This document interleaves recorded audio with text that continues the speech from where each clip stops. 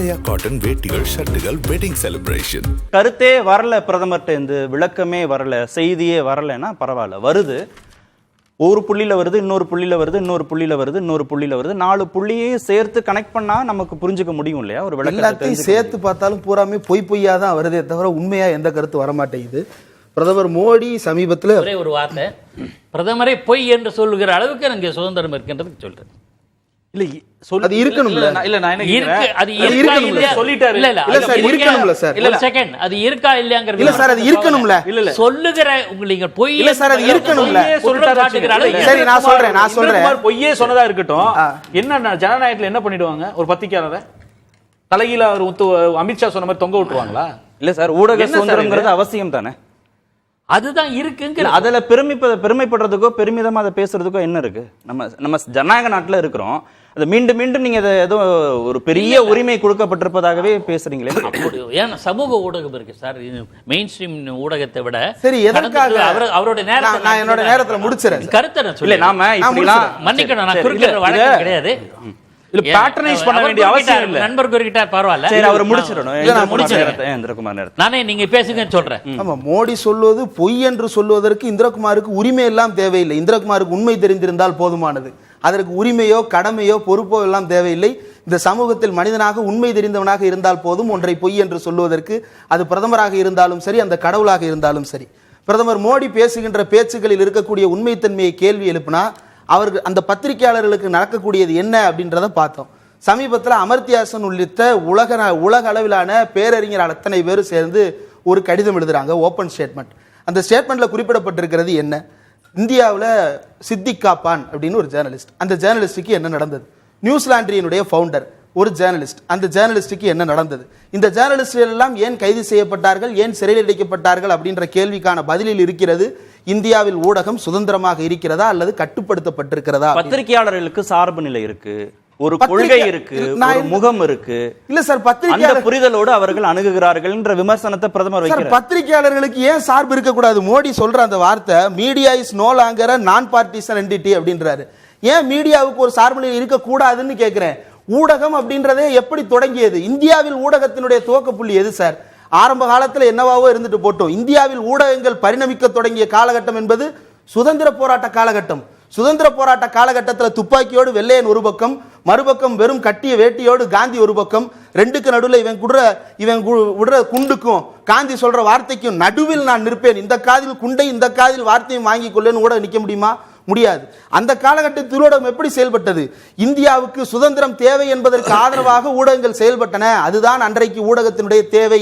ஊடகம் என்பது சமூக சார்போடு செயல்படுவதாக இருக்க வேண்டும்.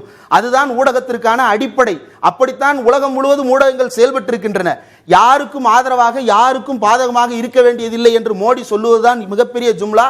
மக்களுக்கு சார்பாக ஊடகம் இருக்க வேண்டும். ஒன்றும் இல்லை சார், நாளைக்கு வந்து சென்னையில் இத பிரதமர் மட்டும் வைக்கிறார் அந்த ஒரு பக்க சார்பு அப்படின்ற குற்றச்சாட்டுனா பரவாயில்ல. இந்தியா கூட்டணியில இருக்கக்கூடிய எல்லா தலைவர்களும் வைக்கிறாங்க. இது வந்து மோடி மீடியாவாயிடுச்சு, பாஜக அரசை வந்து அவங்க தூக்கி பிடிக்கிறாங்க, அவங்களுக்கு ஆதரவான செய்திகளை மட்டும் வெளியிடுறாங்க, எங்களை இருட்டடிப்பு செய்யறாங்க. ராகுல் காந்தி பாத யாத்திரை போகிற போது அந்த செய்திகள் ஊடகங்கள்ல வெளிவரவே இல்லை என்ற குற்றச்சாட்டை காங்கிரஸும் வைக்குது. ஆமா, செய்திகள் ஊடகங்கள்ல வெளிவரல அப்படின்றத காங்கிரஸ் வெளிப்படுத்துகிறது. அதற்கு அந்த ஊடகங்களுடைய சார்புத்தன்மை அப்படின்ற அந்த கேள்வி எங்கிருந்து வருகிறது? ரெண்டு செய்தியை எப்படி கேரி பண்றாங்க? ஒன்றும் இல்லை, மோடி ஒரு யாத்திரையை நடத்துறாரு, அந்த யாத்திரையை ஒரு ஊடகம் எப்படி கேரி பண்ணுது, அல்லது ராகுல் காந்தியினுடைய யாத்திரையை எப்படி கேரி பண்ணுது? ஒரு ரெண்டுக்கு ஈக்குவல் இம்பார்ட்டன்ஸ் கொடுத்துருக்காங்களா அப்படின்ற அந்த இடத்திலிருந்து காங்கிரஸ் தன்னுடைய விமர்சனத்தை வைக்கிறது. அதையும் தாண்டி ஊடகங்கள் செயல்பட்டு கொண்டுதான் இருக்கிறது. நீங்க எல்லாரும் கோடி மீடியாவா இருக்கீங்க அப்படின்றதுனால ராகுல் காந்தி எந்த ஊடகத்தையும் சந்திக்க மாட்டேன்னு தவிர்க்கிறாரா? அதே ஊடகங்களுக்கு முன்னால் செய்தியாளர்களை சந்தித்துக் கொண்டுதான் இருக்கிறார். எந்த ஊடகங்களை விமர்சித்தாரோ அதே ஊடகங்களுக்கு முன்னால் அவர் பேட்டிக்காக அமர்ந்துதான் இருக்கிறார். இதுதான் இந்தியாவில் இருக்கக்கூடிய ஜனநாயகம். விமர்சனமும் அந்த விமர்சனத்தை ஏற்றுக்கொள்ளும் இந்த இரண்டு பக்குவமும் இருக்க வேண்டும். ஆனால் அந்த பக்குவத்தை விரும்பாதவர்களாக இருப்பது யார் அப்படின்னா பிஜேபி அப்படி இருக்கிறது. மோடி சொல்றது என்னன்னா, I am answerable to the parliament. இதுவே பெரிய பொய். அந்த நேரத்தில் என்ன வந்திருக்கணும்? மோடி பார்லிமெண்ட்டுக்கு உண்மையிலே ஆன்சர் பண்ணியிருக்கிறாரா?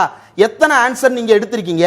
0 ஹவர்ல எவ்வளவு நேரம் உட்கார்ந்துருக்கீங்க அப்படின்ற அந்த கேள்விக்கு பதில் எடுத்து பார்த்தோம்னா மோடி உண்மையிலே பார்லிமெண்ட்டுக்கு ஆன்சரபிளா இல்லையான்றது தெரிஞ்சு போயிடும். மூணாவது மோடி சொல்றது என்னன்னா, new culture developed in politics. அதாவது மக்களுக்கு வேலை செய்யாம போட்டோ எடுத்து போட்டே பிரபலம் தேடுற விஷயம் ஊடகங்கள்ல இப்ப பிரபலம் ஆயிருச்சான். இதை யார் சொல்றாங்க அப்படின்றது தான் மிகப்பெரிய கேலிக்கூத்தாக இருக்கிறது. இதை பிரதமர் மோடி சொல்லுகிறார். கோயிலுக்குள் போகும்போது கருவறைக்குள் கேமராமேனை நிப்பாட்டி போட்டோ எடுத்து போஸ்ட் பண்ற ஒரு பிரதமர் இந்தியாவில் இருக்கக்கூடிய மற்ற தலைவர்களை பார்த்து சொல்லுகிறார் எல்லாரும் போட்டோ எடுத்து பாலிடிக்ஸ் பண்றாங்க அப்படின்றது. இல்ல, புதியதொரு ஒரு பணி கலாச்சாரத்தை வேலை செய்வதன் மூலமாக தன்னை நிரூபிக்கிற ஒரு புதிய கலாச்சாரத்தை வந்து நான் கொண்டு வந்திருக்கேன். அதை ஒப்புக்கிறதா இல்லையான்றத ஊடகங்கள் முடிவு செய்யட்டும். இல்ல, அவர் என்ன மாதிரி வேலை செஞ்சிருக்கிறாரு அப்படின்றது இருக்குல்ல. மோடி வந்து அந்த பேட்டிக்குள்ளேயே நம்ம போக வேண்டாம். பேட்டிக்குள்ள பல்வேறு விஷயங்களை பேசுறாரு. என்னென்னலாம் பேசுறாரு? நான் 100 நாள்ல என்னென்ன செஞ்சேன், 370 ஒழிச்சு கட்டினேன், முத்தலாக்கு கொண்டு வந்தேன், இன்னும் என்னென்னவோ சட்டங்களை கொண்டு வந்தேன் அப்படின்றதெல்லாம் அவர் தாராளமா சொல்லட்டும். அது அவர் ஆட்சியில சட்டம்ன்ற பேர்ல அவர் எழுதி கொண்டது, அதை எழுதி என்ன வேணாலும் செஞ்சுக்கிறட்டும். ஆனா அவர் உண்மையிலேயே மக்களுக்கோ பார்லிமெண்ட்டுக்கோ ஆன்சரபிளா இருக்கிறாரா அப்படின்னா இல்லை. அந்த ஆன்சரபிலிட்டி, அக்கௌண்டபிலிட்டி அப்படின்ற ஃபேக்டர் மோடியிடம் எந்த காலத்திலும் இருந்தது கிடையாது. இல்ல, அந்த செய்தியாளர் சந்திப்புல தான் அந்த அக்கௌண்டபிலிட்டியை பிரதமர் நிரூபிச்சு. வேற யார்கிட்ட நிரூபிக்க போறாரு அவரு? ஒன்னு பார்லிமெண்ட்ல நிரூபிக்கணும், ரெண்டாவது மக்கள் மத்தியில நிரூபிக்கணும், இல்லனா மக்கள்கிட்டையும் பார்லிமெண்ட்டுக்கும் நடுவில் இருக்கக்கூடிய ஊடகங்கள்ட்ட நிரூபிக்கணும்.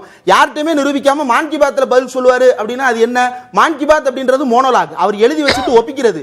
ஒருத்தர் ஒப்பிக்கிறதை கேட்கறதுக்காக நம்ம பிரதமரா தேர்ந்தெடுக்கல.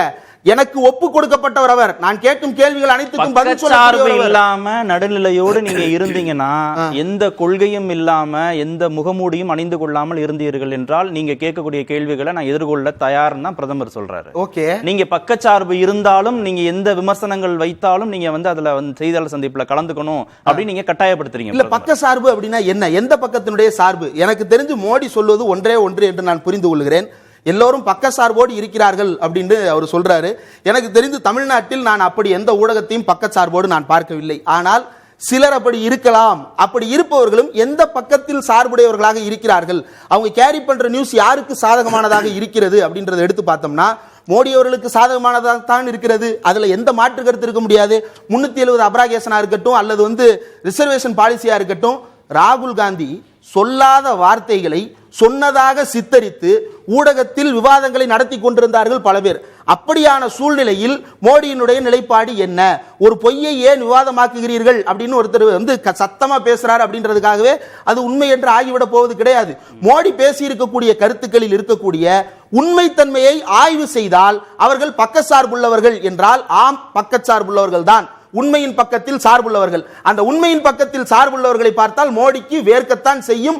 கரண் தாப்பரிடம் தண்ணீர் குடித்தது போல இந்தியாவில் இருக்கக்கூடிய உண்மையை கேள்வி கேட்கக்கூடிய அத்தனை பேரின் முன்னாலும் அவர் கடைசி வரை தண்ணீர் குடிக்கும் பிரதமராகத்தான் இருக்க முடியும், பதில் சொல்லுபவராக இருக்க மாட்டார். சுருக்கமா இந்தியாவில் இருக்கவங்க எல்லாரும் பக்கச்சார்புடையவர்கள் இல்லையா, பயஸ்ட்னு வச்சுப்போம்.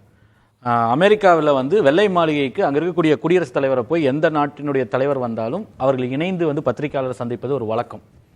எந்த நாட்டுடைய தலைவர் போனாலும் பிரதமர் மோடி போனாரு, பத்திரிகையாளர் சந்திப்பு நடக்கலை. ஒரே ஒரு கேள்வி, முன்பே அவருக்கு கொடுக்கப்பட்ட கேள்வி, அது மட்டும்தான் நடந்துச்சு.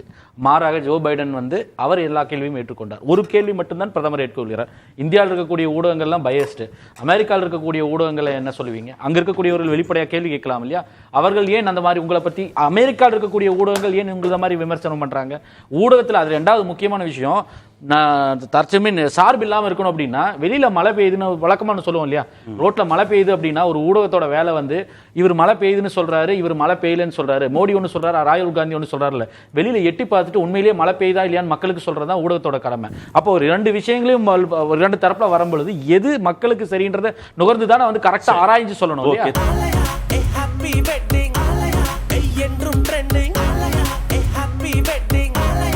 ஆலயா காட்டன் வேட்டிகள் ஷர்ட்டுகள் வெட்டிங் செலிப்ரேஷன்.